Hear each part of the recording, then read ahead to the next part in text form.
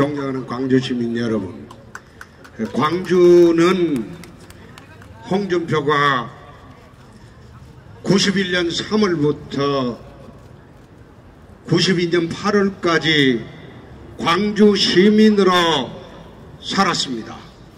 아마 지금 대통령 후보 나온 사람 중에서 광주 시민으로 살은 사람은 홍준표밖에 없습니다.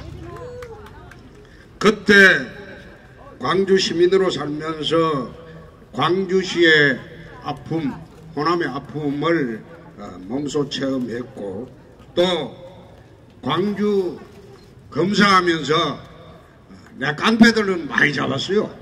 그때 깡패들 소탕하는 바람에 모래시계 드라마가 거기서 나왔습니다. 제가 모래시계 검사로 광주에서 1년 3개월을 있었습니다. 그런데 그 당시에 이제 깡패들이 로비를 해서 제가 원래 이게 광주에 오면 2년을 살아야 되는데, 근무를 해야 되는데 1년 3개월 만에 서울로 쫓겨갔습니다. 그게 내 깡패들 덕분으로 서울 올라가서 그 이듬해에 슬로트 머신 사건하고 검찰 내부 수사하고 그렇게 해서 쫓겨났습니다. 그래서 광주는 제 검사 인생 중에서 11년 검사 인생 중에서 가장 기억이 남는 그런 도시입니다. 광주가 야권의 심장이고 자유한국당의 불모지인 줄 알고 있습니다. 그러나 내년에 선거와는 달리 저는 또 처가가 전라북도 부안입니다. 그렇게 해서 지난 우리 집사람이 아마 광주도 한번 왔을 거예요. 왔는데 언론에 안 비치고 아마 소리 소문 없이 왔다 갔을 겁니다. 그런데 광주 여기 와서 제가 쭉 광주 분들한테 살면서 내 영산강 뱃노래라는 노래를 그 당시에 많이 불렀어요. 저 강 건너 님 계신 곳 언제나 가보리, 영산강에 뱃노래를 하나 모르나, 떠나갈 때 또 온다던 부던 맹세가 영산강이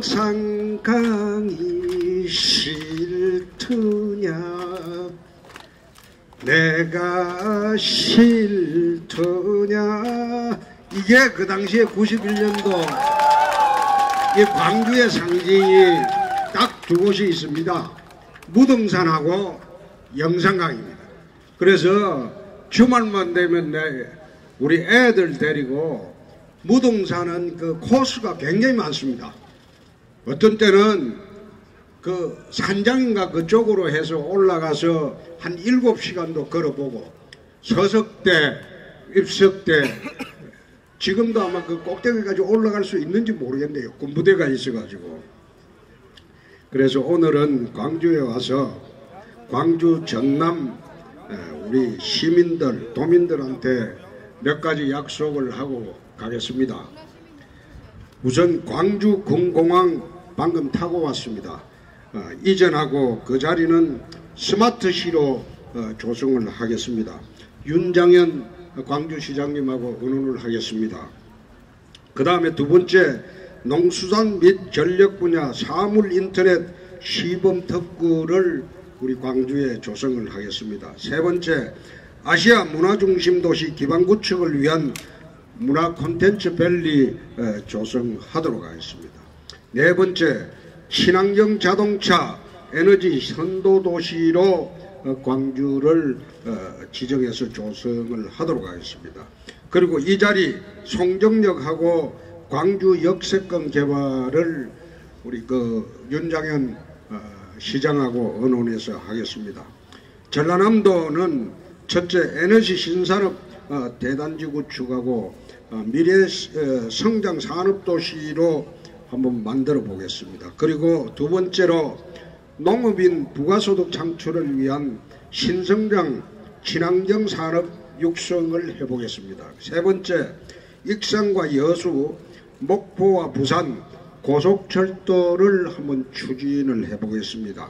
목포와 부산 간의 철도 고속화로 영원한 교류를 한번 추진을 해보겠습니다. 네 번째, 고흥의 차세대 우주산업 기지로 한번 만들어서 육성을 해보겠습니다. 그리고 제가 근무했던 경남 남해와 여수 고흥을 엮어서 남해안 관광단지로 한번 만들어 보겠습니다. 제가 광주에 오면서 느낀 것은 이제 지역감정이 좀 없어졌으면 합니다. 저 같은 경우에는 전라도 처녀하고 연애를 해가지고 지금 40년째 삽니다. 사는데 사실 87년도 대통령 선거 때 내 울산지청에 근무를 했는데 그때 집사람하고 대통령 선거 앞두고 편이 갈렸어요. 저는 YS 찍자고 하고 집사람은 DJ 찍자고 하고 87년도 울산했습니다. 그래 한 선거 앞두고 제 기억으로는 한 일주일 정도 싸운 거로 합니다. 저녁에 밥 먹으면서도 싸우고 아침에도 싸우고 그 당시에 굉장했습니다. 그게. 그런데 내일 나중에 갈라서자는 소리까지 나왔어요. 이거 안 되겠다. 니하고 못 살겠다. 나도 니하고 못 살겠다고 마누라하고 이제 싸우다가 막바지 가서 이제 내일 투표하러 가는데 둘이서 합의를 봤어요. 야, 이게 부부가 일심동체인데 각자 찍으면 되겠냐? 그러니까 우리 합의를 보자. 이렇게 해서 이제 나는 YS 안 찍고 너는 DJ 안 찍고 그때 아마 그때 포스터를 보면 신정일이라고 교주가 나온 사람이 있습니다. 한주의 그 뭐 통일당인가 해가지고 신정일이라는 사람이 나온 게 있는데 둘이 이제 합의를 봐서 신정일을 찍기로 합의를 봤어요. 가정을 지키기 위해서. 그런데 나는 들어가서 신정일이 바로 찍고 나왔는데 이 사람은 들어가서 한 5분 동안 안 나와요. 3분인가 앉아가지고 그래 나왔어요. 나와서 이제 그 당시에 울산에서 신정일 씨 표가 10표가 나왔습니다. 10표가 나왔는데 나는 그 진짜 그래 찍은 줄 알았어요. 근데 93년도 슬러트머신 수사를 하고 95년도에 내가 사표를 내면 나오면서 여성동화에 광주 출신 여기자가 와서 우리 집사람 인터뷰를 했는데 거기서 이런 일화가 있었다 내가 이야기를 해주니까 아마 사모님은 절대 신정일이 안 찍었을 것이다. 그게 87년도 이야기고 95년도니까 8년 뒤죠. 8년 뒤에. 그런데 내가 가고 난 뒤 물어봤어요. 진짜 안 찍었나? DJ 찍었대요. 왜 그런지 됐냐? 약속을 해. 호남 사람이 한 때문이라고 했습니다. 그래서 내가 8년 동안 쏟고 살았어요. 그만큼이나 지역 감정이 내 두텁다는 것을 그때 느꼈습니다. 이제 광주도 좀 달라졌으면 합니다. 그래도 한때 광주 시민이었고 또 검사하면서 내 광주 깡패들 다 소탕했죠. 그리고 충장로 상인들이 상인연합회에서 제 광주를 떠날 때 91년도 8월에 제 기억으로는 100만원 가져온 걸로 알고 있습니다. 왜 100만원 가져와서 이거 전별금으로 가져가라. 그래 이야기를 할 때 이거 받아가 안 됩니다. 그래 이야기하니까 오는 사람이 아니고 가는 사람이니까 우리가 100만원을 주는데 왜 주느냐? 충장로에서 홍금사 있을 때는 깡패들한테 월정금을 안 뜯겼다고 합니다. 깡패들을 소탕을 해주는 바람에 자기들은 이익이 수억이 된답니다. 그래서 100만 원은 돈 아니다. 그래 이야기해서 내가 그거 그때 받아가지고 갔습니다. 그만큼 그래서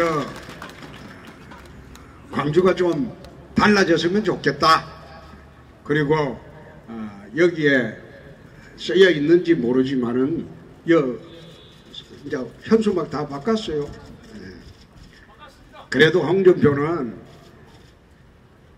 아버지가 현대조선소 일당 800원 받는 경비원을 했습니다. 그리고 내 엄마는 까막눈입니다. 경비원 아들도 까막눈 아들도 대통령 될 수 있다. 바르게 살고 열심히 노력하면 대통령 될 수 있다. 난 그것이 나는 대한민국이라고 생각합니다.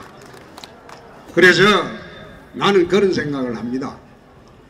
대한민국 70%에 달하는 서민들의 예환이나 어려움이나 아픔을 아는 사람은 저는 홍준표밖에 없다고 생각합니다.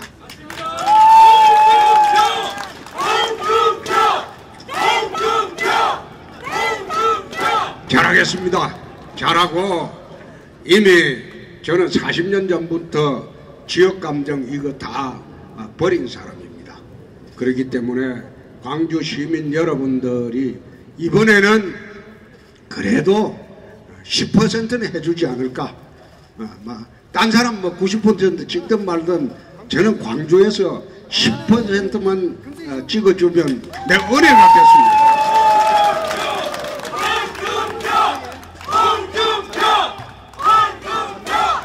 저는 또 바빠서 또 전주로 가야 돼요. 오늘 전주 갔다가 충청도 갔다가 요즘 이제 서울하고 영남 수도권 이쪽은 분위기가 다 바뀌었습니다.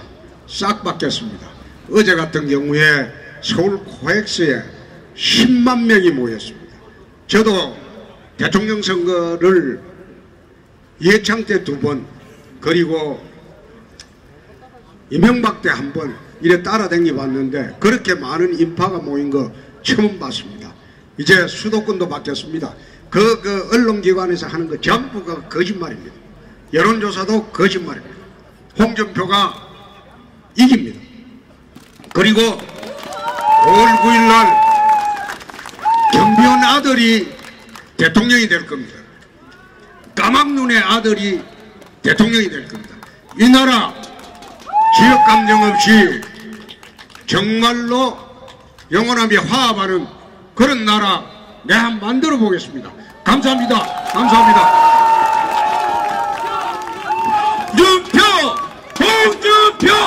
홍준표! 네, 우리 홍준표 우리 대통령 후보, 네, 우리 아이와 손잡고 반드시 이번 5월 9일 반드시 대통령에 당선되겠습니다.